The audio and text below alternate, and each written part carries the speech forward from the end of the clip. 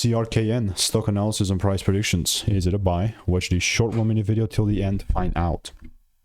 Not necessarily a buy, but yeah, Crown Electronics stock is so interesting. I've done 33,000 videos over the last 4 years and spent thousands of dollars on course mentorships.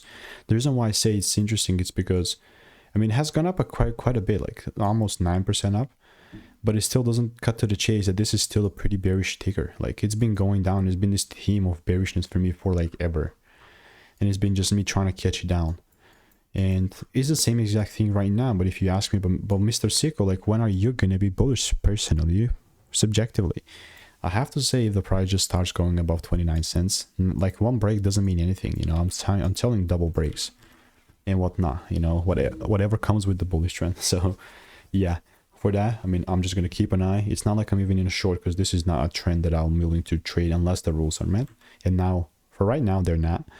So if you want to make more money trading in a simple and lean way, click the first link in the description. It's just a free newsletter.